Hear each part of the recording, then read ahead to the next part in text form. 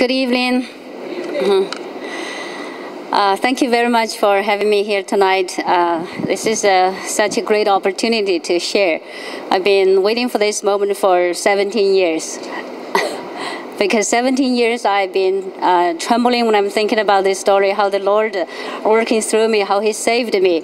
And I was just becoming startled. I could not talk about this story in the right way.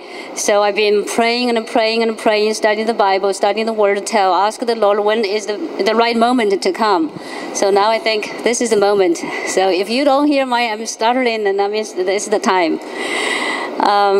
Okay, let me briefly introduce myself. I'm Chinese. I came to USA in September of 2000. Right now I work for African Enterprises, John said. So we raise money, we send it to Africa, we preach the gospel. And I'm a married woman. My husband works for the federal government right now. I have a daughter from my previous marriage. She is 20 years old now. She's studying at the University of Cal Poly Pomona. She's studying civil engineering. It was really amazing how the Lord can work in her life too, because when she came into this country, she didn't know anything. She didn't even know ABC. She was 10 years old at that time. And now she's studying civil engineering. So that's another miracle. Anyway, we're not going to get into that today. The story, what happened is, of course, is a true story. I brought pictures that what happened in that island, and so later on I'll show you the picture. You will see where the place was. Just thinking about Hawaii, beautiful beach, beautiful places, and so you can see, and you can get some ideas how the story are really, how wonderful our God Jesus is. I'll show you later. I'm sorry, I should have put them in on a computer, and but I just wasn't sure. Oh, sorry. So my story, I have 3 sections. It will take about, I don't know how long, maybe 40 minutes, maybe longer. I don't know. If you're patient, then please just stay with me. And after I finish, and if you have any questions, you can ask me. Section 1, I'm going to talk about my childhood, how I grew up. And the section 2 is going to talk about the salvation of Jesus Christ, how He saved an atheist who didn't even believe His existence. The section 3, I'm going to talk about heaven. Heaven is real. Heaven is our home. So let's go to the section 1, which is talk about my childhood. I was born in the summer of 1969. I was born in a very small town. It's by the Yangtze River. When I was born, my mother she was lack of milk to feed me. So all the time, and I was crying, and I refused any cow milks. So if she fed me with the cow milk, and then later on it would come back from my mouth, from my nose. It was very dangerous for a little infant. So my mother was very worried. She said, what's going to be, what can I do? If she continues like this, crying, and she's going to be starved to death. And so she didn't know what to do, and my family was poor. They didn't have, they didn't have very much money to buy anything or buy the human being's milk. So at that time, she didn't know what to do, but God knows what to do. One day, there was a lady. Her name was Sister Mei. She walked into the town, and she had a mission. She was looking for a baby to nurse. What happened was her son was born, and then her son was born, but he died after 7 days. So she had plenty of milk, and then she walked into our town. She was looking for a baby, just looking for a baby, and then she just saw many babies, and she wasn't satisfied. Then the minute she was just about to leave the town, and then she saw I was in my mother's arms, and she saw me. She said, "Oh, look at this baby, full of spirit. I want her." Then she became my nanny. So she said to my mom, I just live other side of the Yangtze River, walk a little bit, and then it will be my home. So if you want to come to see where I live and your baby is safe, you come with me. So across the Yangtze River, my parents got off the boat, and then they walked a long journey. she just, it was like more than 20 miles. My parents didn't expect that. But because the nanny, she really loved me. The first sight when she saw me, she just wanted to feed me. So that's how she brought me to her home. So I was left there at her house. And at that time, those days, there's no public transportation. And the only way you can do is to just walk. It's a long walk. So my parents didn't really have that much chance to go to see me. So I stayed with this nanny, and she spoiled me. She has a few children, but she loved me the most, probably because I replaced her newborn child. So she just spoiled me. Anything, if I was hungry, if I was tired, if I was cried, any time I want, if I want to throw anything away to any direction, she just allowed that to happen. And so that really spoiled me in a wrong way, and then that gave me lots of trouble when I for the future life. Anyway, 7 months later, I had to go home because another infant baby, was abandoned infant baby, came into our house, came into a part of our family. What happened was my mother one day, she was on the way to work, and it was in early morning, and then she saw some people was circle around there. So she went inside, and she saw a baby was wrapped in a pattern cotton, was just left there on the floor. And then so she looked at that little baby. She thought, okay, this baby looks beautiful. She has beautiful eyes. So she took the baby home, and she gave it to my grandfather. And my grandfather, opened unwrapped the cotton jacket, and then he found nothing but a piece of paper which indicated this baby's birthday. But surprised him that this baby was just in her hair, in her nose, in her eyebrows, in her nails, in her toes, all of her body, even in her ears. It's a lot of dirt, earth. So my grandfather thought, how could this happen? So he guessed that perhaps maybe this baby was born by a teenager girl, and which was against the law. And then so the mother would have to face to go to jail by doing that. So she could not keep the baby, and then so she probably just have somebody dig a hole or dig a pit, and then just bury the baby when she was still alive. Possibly happened. And then maybe the person who put her into that pit, maybe she just felt really didn't want to do that, and maybe he went back to dig the baby up, and then wrapped her up and left her outside of the elementary school, and then hoped somebody who have a great heart can come to pick her up and give her a life. That's how my mother met her. So that's how she came to our house. Then my grandfather thought about my uncle at that time after married, so for so many years, never had, still don't have any baby. So he persuaded my uncle and aunt, saying, by superstitions, if you adopt this child, then you would have your own child. So then they did. So they accepted the baby. And then, but the problem was we don't have any milk to feed the baby. So what can we do? Then my grandfather thought about my nanny. And then, so I was exchanged home. My parents went to my nanny's house, took me home, and gave this baby to the nanny. So nanny continued to feed that baby. And then that's how I came home. That's really some story you probably never heard of this in this country. It just, it's not going to happen, but that's my country. Anyway, by the time for some reason, my family never mentioned about this adoption. And so, but my neighbors, they knew we have our family adopted a baby, but they didn't know which baby was that. And they knew it was a girl, but they didn't know which girl was that. So by the time I came from the countryside, I look thin, I look small, and I look very brown. After you have lots of sunshine, you get look very brown. So for our culture, if your skin look dark, people look down you. And for some reason, my grandfather gave me a nickname. He called me Black Shovel. And then I was mocked because of this nickname, I was mocked a lot by my family members, by my neighbors. And the neighbors was guessing who was that baby who adopted. And so when they saw my skin was so different, and so they thought I was the one. So they called me Black. And then they just all the time they called me black and said I was adopted. Nobody wanted me, and I was just abandoned one. So these words really hurt me deeply.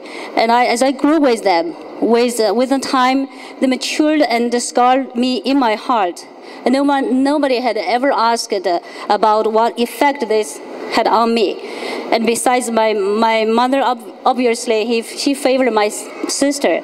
So all the time I thought I was adopted one, nobody wanted me. And often I asked myself why my mother didn't want me, why they threw me out, and what I've done wrong. So grew up, I just didn't have any confidence. Inside of me, I feel so needed something. I was searching something, really true love. I was searching that. I knew something was missing. So all the time I was looking for that. As I became a teenager, so I became rebellious. I just went to that direction, and I often say things or do things against my parents' will, and that's including my marriage too. But I thought I've never went to jail. I've never steal anything. So I was still a good person. And that was how I felt myself. By growing up in my little town, and our education was we came from monkey. There's no God. There's no Savior. No God of creation. No God of Savior. That's how we came. That's how we educated. I did not believe the monkey theory, but I do believe there's no God. I just totally believe that God is not existed.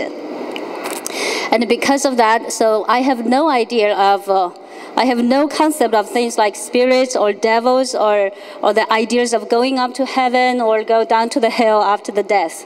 Never thought about it. I never believed anything like that. And in the little town I lived for more than 20 years, I have never seen a church building. I never knew a Bible. There is a book named Bible. I have never heard a gospel, any story about Jesus Christ. I didn't know anything about this. All I had in my heart was, I am the center of my life. If I put my effort into anything, I can get it. And I am in charge of my fate. And I can do everything. I just in my control. My life is my control. That's how I believed.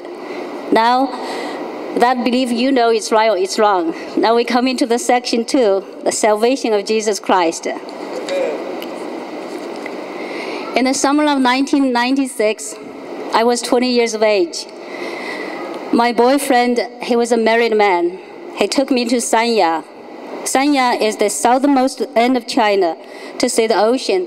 Ocean is the heaven of my dreams. So that was the first time in my whole life I saw the ocean. For some reason, I just feel I wanted to see the ocean. I feel lots of questions about life could be answered if I just reached the ocean. If I could see the ocean just once, and I could die without any grudge. That's how I felt. How I was hungry for this ocean. I just knew I need that place. So we went there. We flew from Sichuan, Chengdu, to Haikou. Haikou, which is the north part of the island. And then from Haikou, we transferred to a small airplane to the southern part of the island, which is Sanya. So we flew there. Very strange. When we got onto the airplane, there was nobody else. There was only me and my boyfriend. There was nobody else. So I thought, well, sounds like this trip is going to be very special. It's going to be small. It's going to be very romantic, or it's going to be very just unforgettable. That's how I felt.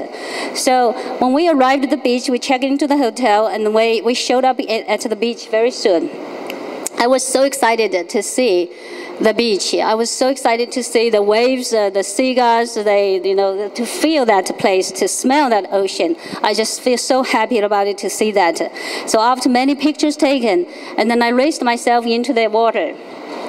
And I was standing there in the water. When the water only reached up to here, I stopped. I looked at the horizontal, and I was thinking, life wasn't fair. Why? Those people on the beach, they were so happy.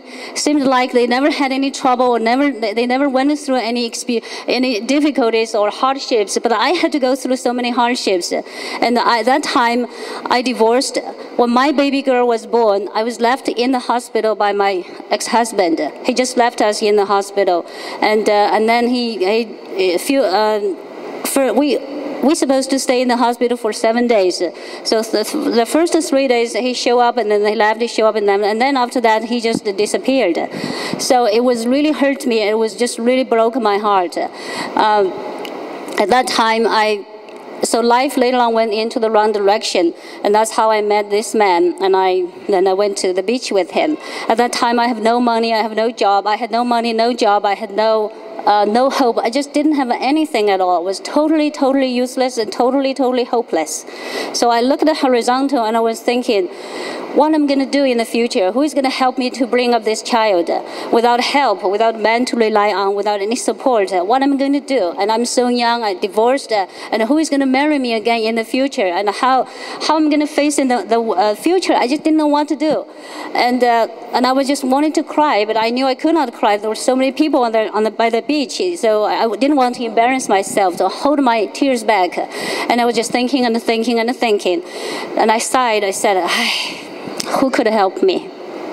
From my bottom of my heart, from my mind, from my soul, I cried out that help, to help.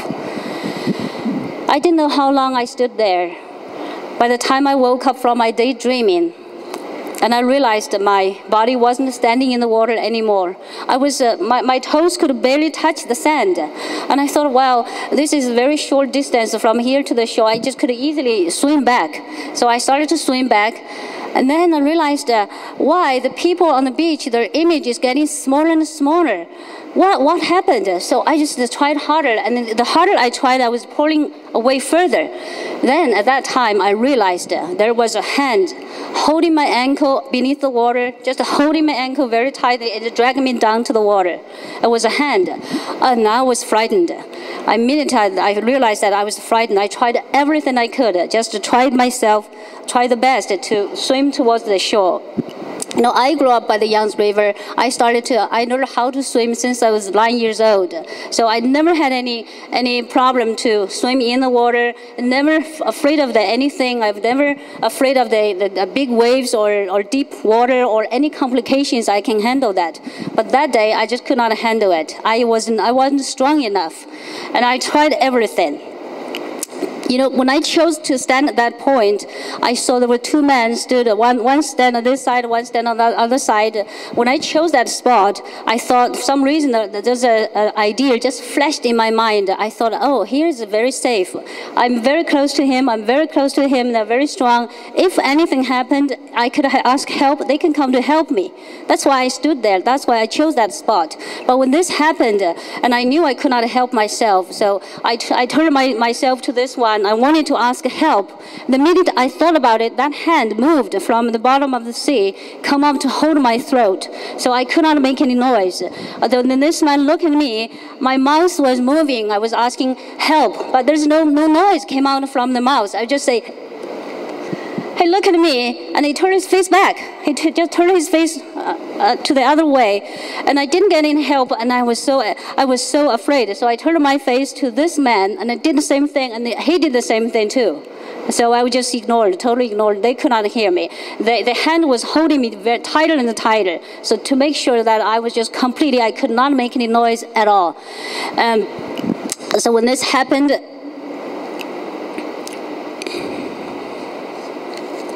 and then the hand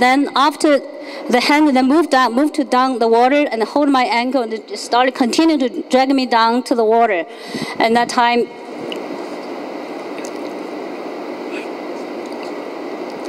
I knew I could not get any help, and I just was pulling away, and it was pulling away further into the water when there was nobody else around me. And then my body started to turn around, and I didn't know what to do. At that time, I saw a big wave came. And then on the top of the wave, it was a big face, ugly face. And the minute I saw that face, I knew it was devil. It was huge. It was like this size, and the eyes was like this size, and it was coming, on the top of the wave. He came to me. He said, "I'm going to kill you today." When I saw that, I just knew I was finished. There's no hope. I'm dying. I'm just gone, and I'm going to die today. So very soon, my mind, I was thinking, my mom, dad, and Wei Wei, my daughter's name. Mom, dad, Wei Wei, I'm sorry. They didn't even know where I was. I never told them where I was. So if I died, they would be very disappointed.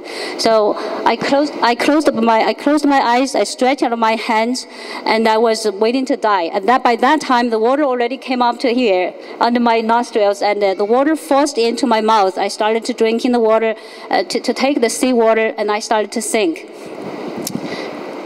But a miracle happened in a way that no one could ever imagine. The minute I closed my eyes, the minute I stretched out my hands, and then 2 words came out from my mouth, which I didn't know. I have no understanding what I was saying. My God! Immediately, the heaven opened. Then I saw something, object came, hover around in the air, hover around like a bird, like a big bird. It just came towards me. And then while he was coming, and he was folding his wings, and then he came on top of me and it covered me there. And then he just holding, and then he landing in front of me, and then he rotated like this, and then he became an image of a man. And he stood in front of me. I didn't know who he was. But the minute I saw that, I knew I came from him. So I knelt. So I just threw myself and down in front of him. And then later on, I saw behind of him, it was, when he came, I immediately, there's another 2 words came out from my mouth, which without me understanding anything. Another 2 words say, the Holy Spirit. I was an atheist at that time, I didn't know anything about God, but these 2 words just came out. So that's how Holy Spirit came and down like a bird, and then stood in front of me, and then rotated, and then became like a man, stood in front of me. So I didn't know who this man was. He was tall. He was wearing a robe. Behind him was an enormous, round, bright light shining with boundless radiance. He stood in front of me. He stood in front of the light. Yet the light and he were together. They were inseparable. In front of him, I trembled with great fear. I just trembled. I was so afraid. And I knew without him standing in front of the light, I would not be able to. I just could not exist. I shouldn't be there. So suddenly, he raised his right hand and he drew a semicircle from his left shoulder towards his right. He did this way. Then I saw a beam of light, a bright light, as brilliant as the light behind of him. It passed through the palm of his hand and moved along with his hand when he drew the semicircle. And immediately, time turned back. Everything that had happened in my life reappeared in front of him, just like a video. There was a big scroll scroll you call book, slowly opened. Everything that I had said, all the things that I had done, and all the thoughts that I had had, they all recorded into that book. I saw the words deadly sin, frequently appeared into that book. That's how I was recorded into that book. I could not believe I was such a filthy, sinful person. I just put my face on the ground and said, I am a sinner, I am a sinner. I deserve to die, I deserve to die. Let me go to die, let me go to die. I said, I should have died many times. Let me go to die, let me go to die. And I understood so clearly that I only deserved to die. And I was willing to wait, and I was willing to die. And then I had believed that he will send somebody to take me, he will send somebody to put me to death. I believed that. However, nothing happened. Everything was still peaceful, was still quiet. Then I asked myself, what he's waiting for? Suddenly I heard a voice sounding from heaven above and earth below. My child, you have come back at last. I have been waiting for you for so long. When I looked up, the brilliant bright light behind of him had disappeared. He became a real living man. The brilliant, bright light behind him had disappeared. He became a real man. He stood in front of me. But he was above the ground, just like a few steps away from me. There was a hole on the left side of his heart. Blood and water pouring out from that hole. Who was so cool, I said to myself. Who was so cool? Who was so mean? Who would punch such a big hole in his heart? The minute I thought about it, and the Spirit told me that that blood was shed for my sins, and his pain was caused by my faults. And his blood shed for me and for the whole world. And his pain was caused by my sins, all of my sins, including those visible and invisibles. And I broken his heart. All the sins that had been recorded in that book had hurt him and had been hurting him always. My depravity, debauchery, immorality, my ignorance, stubbornness, rebellions, my bitterness, resentment, and anger. Never for a moment that I had stopped. Every sin that I had committed was a painful torment for him. Every sin was like a sharp knife that injured him deeply. It was I who had broken his heart. It was me. It was I who caused him pain. It was I who caused him bleed like that. Then I saw the pure love from his eyes. It was just pouring out into my direction. And I said to myself, I've never seen such a love. It's a pure love. It's a true love. Is that for me? I was questioning my mind, and I looked around, and there was no one else. And immediately the words came to me, yes, it's for you. But how can this be? I said, it's impossible. I have nothing, and I have nothing to pay you back. He said, you never had anything without me, but I still love you, and I never expected anything back from you. He said, take it. My love will never change. And then more the love came to me with the words. I have never experienced such an unconditional love.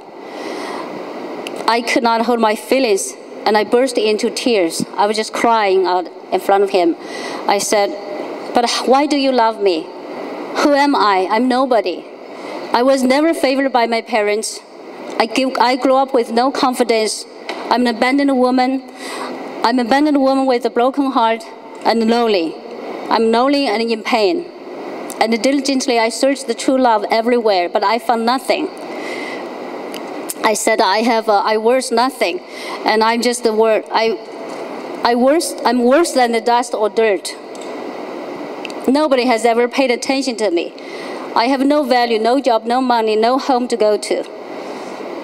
After the divorce, I could not find my identity. I just totally lost. I'm so tired with no place to go back and nobody to rely on. The only thing I have is my daughter, but I could not have her with me. I have to separate with her. I do not want to live like this, but I have no choice. I was pushed to this point, and I have no hope, no future, no dignity. I have nothing. Why do you love me? I wept aloud. You are my favorite. I have never moved my eyes away from you. I watched all your sufferings, and I know you are in pain. Yet my heart has more pain than yours, because I have always loved you. The words came to me. I wept even louder. Had I known the true love is in you, I would never have gone out and searching for it, and I would never have made so many mistakes. But it's too late now. I want your love, but I'm a sinner. I only deserve to perish. Everything had already been written in that book. I have to pay the price for everything that I have done wrong. A woman like me, I have no shame. I'm filthy, I'm dirty. How could I deserve your love? No, I do not deserve it. I shook my head. Before I had even finished thinking, the answer came to, he just came in and spoke to me in spirit, say, I tried very hard. I tried very hard to tell you how much I love you. But you refused me and never gave me any chance to allow me to go into your heart. I knew everything he said was true, and I was so regretful, and I felt myself was so stupid. And however, the more loves just come into me like waves. And the words continued. It's never too late. Your past is not important for me. The important part is I love you. No matter no matter what your background is, how poor, how broken you are, and no matter how worthless you feel, how deep you have sinned, or if you have known me or not, I still love you and will never abandon you. He said, my love has never changed and it never will be. I cried on the top of my voice. Then the same voice came from everywhere, and from the earth, from the heaven above and the earth below, everywhere, saying, go help her. I opened my eyes. I just could not believe I was still alive. There was a man in front of me. He said, put your hands on my shoulder. I'll take you out of the water. Immediately I knew he was sent by the one I had just seen. So I followed him. It took me out of the water. I could not walk. My whole body was tremble like the electrical current went through my body. So I would just shake like that. Immediately I wanted to lie down, and he said, "No, you cannot lie here. When the wave comes, it will take you away." So he helped me. He has supported me. He dragged me, half drag, half support. He just to pull me a little further, so the water until he thought it was safe. So he left me there. Immediately I went to deep sleep. I did not know how long. That night, many questions flooded into my mind. I was just asking myself, first question was, who was that man? Who he was? How could heaven open? How could he come from there? I've never seen anybody from heaven. How could he come from there? I've never educated. There's no words in my mind to educate it, to describe that. And what was that light? What kind of the light was that? It was like a summer sun, but it was much stronger, brighter than the summer sun. Never you could see that in the world. And why there's a hand? Why there's the beam of the light went through the hand? Went through his hand? How could that be? How could that possibly be? I didn't understand. And why he knew everything about me, and I know nothing about him. And why would he give me the chance to live again? He could just. He looked at all my sins. He could just send me to hell. He could say, go to hell, and then I would be gone. But why he gave me the second chance? There's so many questions. And why he was everywhere with me, I did not understand. And I asked myself, why, and how? That night I knew I met the God that I had never believed before. The vision I saw, the voice I heard, the experience that I had, I knew it wasn't a dream. I knew it wasn't something I could imagine. I knew I was in a real place. I knew everything. It wasn't imagination. But how could I prove it? How could people believe me? I've never heard people talking about God or saying anything about this kind of things. Who would believe me?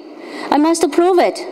So the next day, I went back to the beach. I found the man who pulled me out of the water, and I invited him for dinner to show my gratitude. It surprised me. He could not understand my language, and because I spoke the Mandarin and he spoke the local language, so we couldn't understand. We need a third party to be the translator to understand each other. And but anyway, he came. He came to the dinner with his best friend. So the best friend could be the interpreter between us. And during the meal, I asked him only one thing. That's only one thing I need to know. I said, where were you? How did you see me when I was in danger? He said, through his friend, he said, no, I did not see you. I was in the middle of the shower. My whole body was full of soap. I had nothing on, I was just full of soap. And then I heard a voice say, go help her. Then I grabbed a pair of the underwear and I just covered myself. I reached out and I ran to you. And he said, when I heard that, I knew this was the God. I really met a God. I really met this God face to face. He saved me. Not only that, he saved me. He sent this man to save me. And I knew that wasn't a coincidence. It was arranged by him. And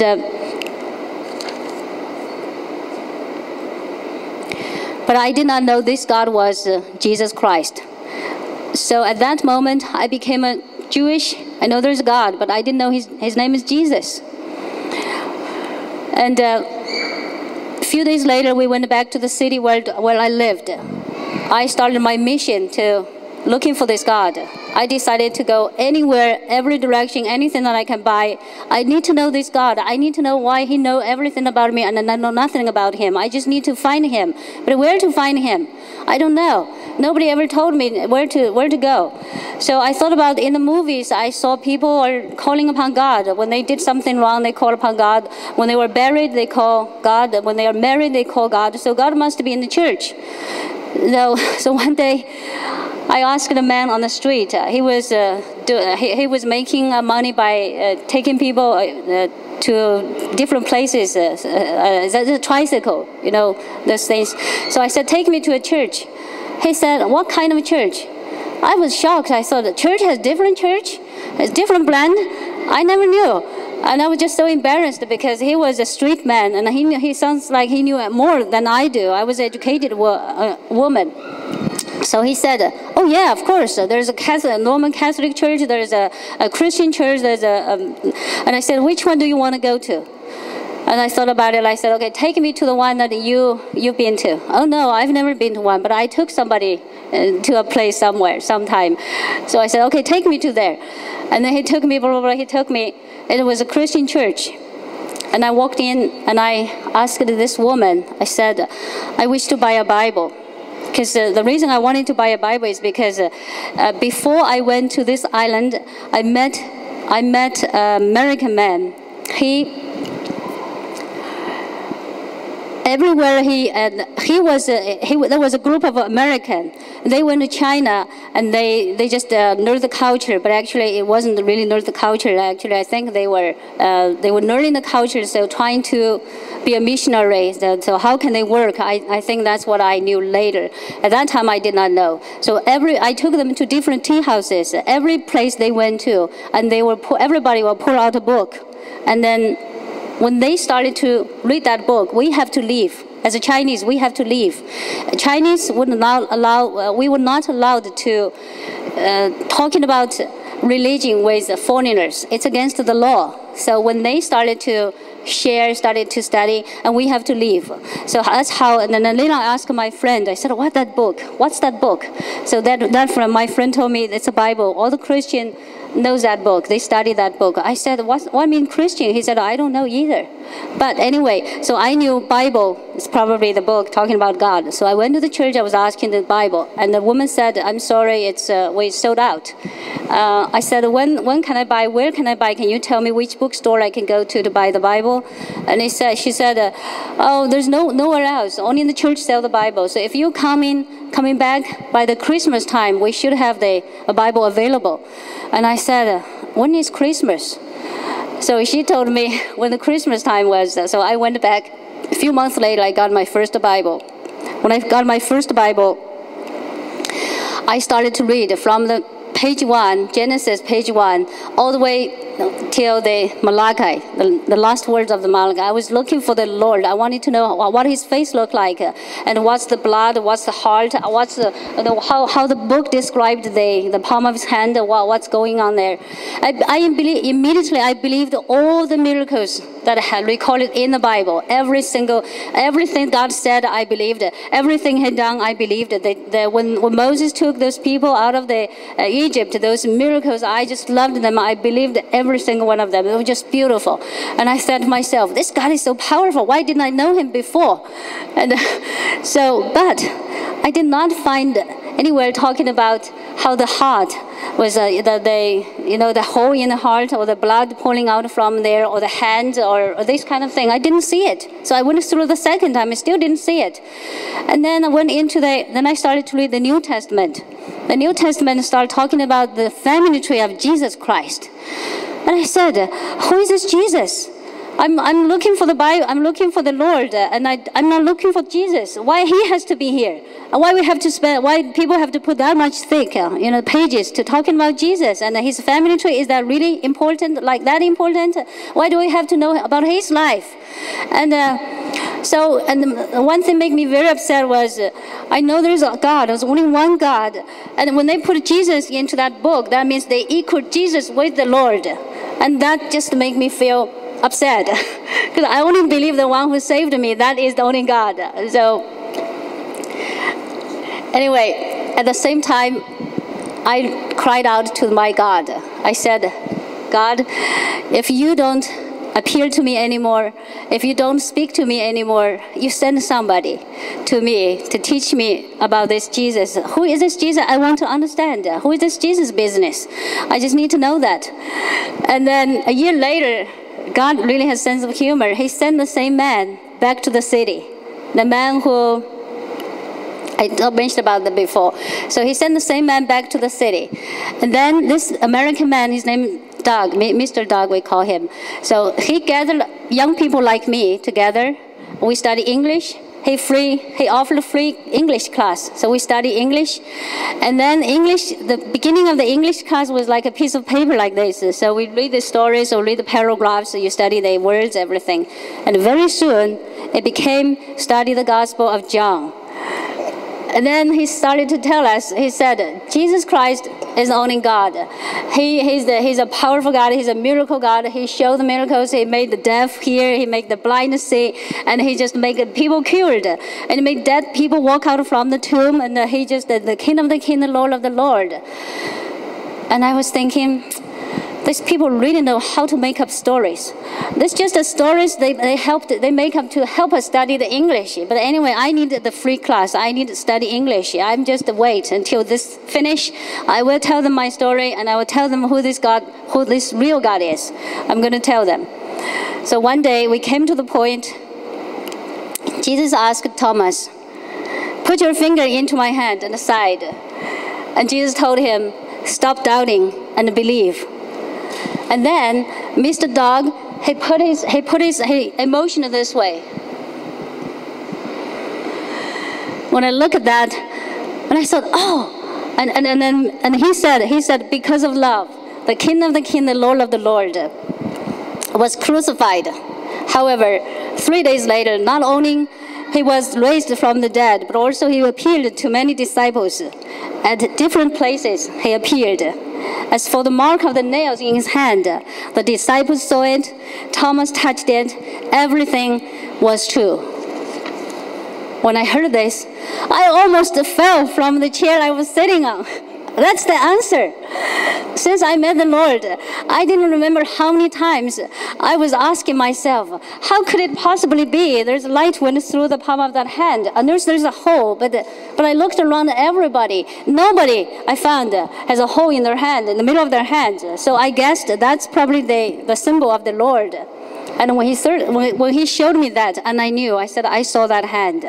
And then that's how the name of Jesus really came into my heart. But because of the stubbornness, I still have the difficult time to put Jesus really to be completely merged with the one I saw. But I know, so I constantly struggle with that. I constantly talking to him, Jesus, if you are real, you show me some miracles today. You show me some miracles today. And he really did. He showed another 2 miracles to me. And one of them was when I was in the hospital one day.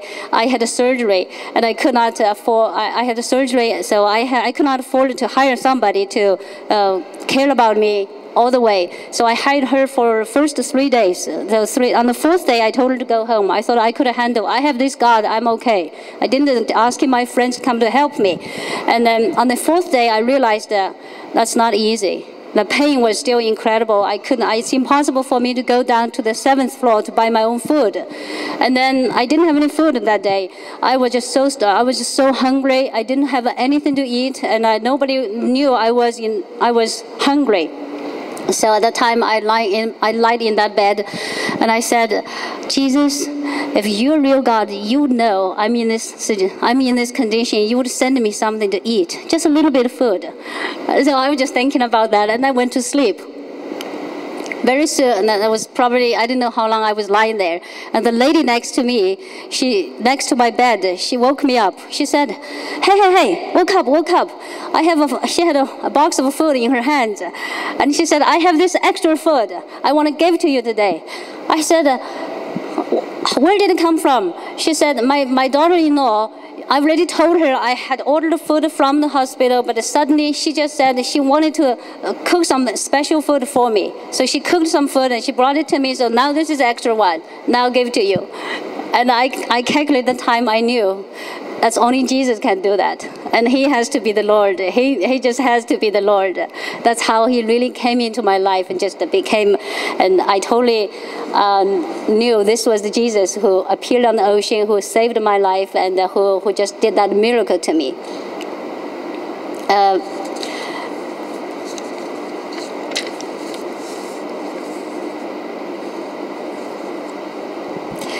So very soon I went back to this American man. I asked him, I said, I want to be a Christian. One day I just went to him, I said, I want to be a Christian. And he was so surprised and I was so excited. And he even forgot about inviting me into the place. Later he invited me in and he said, tell me what happened. Why do you believe in this God? At that time, I found myself, I could not talk about this story. The minute I started to talk about this story, I became startled. So I could not say anything. I just said, I said, he saved my life. I almost died. He saved me, so I believed in him. He realized that I wasn't ready to share, so he changed his subject. He said, actually, we prayed for you. He said, a year ago, after we met you, we prayed for you. And our group, our friends in America, we prayed for your group and you, especially for you. We asked the Lord to open your eyes. We asked the Lord to open your ears, to open your heart, that you can see him, you can hear his voice, and you can know him, you can be saved. And then that was the time I thought, all the time I was thinking, what was the connection between me and God? That's because of their prayer. I was saved. So how important the prayer is. So if you all, and I'm very happy today, and we have this prayer meeting here, and just keep praying. It's really powerful. You never know when God is going to show that miracle. You just never know. So and he said, I don't know, it's so fast. He said, I don't know, God answered this prayer so quickly. He didn't expect that prayer to be answered so quickly. But anyway, so I became a Christian, and then later I was baptized, and after I was baptized, I was just, really gave my life to follow Jesus Christ. I know He is the only God. Without Him, without me standing here. And I don't know, many of us here,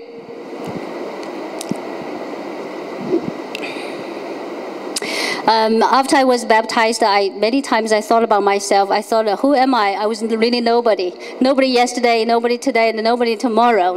I was never going to be anybody. But God just saved me. He picked me up, and He remodeled me. He cleansed me. He remodeled me, and He gave me a new life, a meaningful life. And He just really showed the path and showed the light for my future. And I know for the rest of my life, I'm going to be working for Him. I'm going to be living for Him, and everything, little thing, big thing He asked me to do, I will just try my best to do my best, because I know who holds tomorrow. And so, my friend, I don't know what your faith is here today, but I know no matter what kind of situation you are going through, how hard you are facing something, but I know God can fix everything. If you just put your faith into His hand, He will fix everything.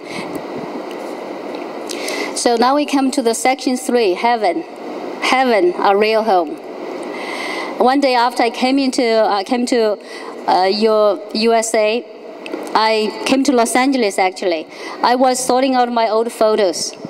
When I came across a few pictures of Sanya Beach, it reminded me of how I had miraculously survived. When I was just about to gather all the photos and put them away, a pattern and a line of words attached my attention. I saw a row of palm tree on the top of the T-shirt that I was wearing. And then at the bottom of that is English words under it, says Los Angeles. I said, oh my goodness, I'm living in this place. And is this place full of palm trees? Let me show you a picture here. You will know what I'm talking about.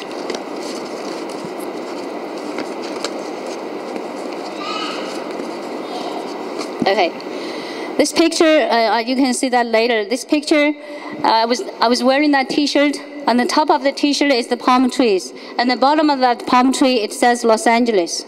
And this was the picture taken on that on the beach on the following days.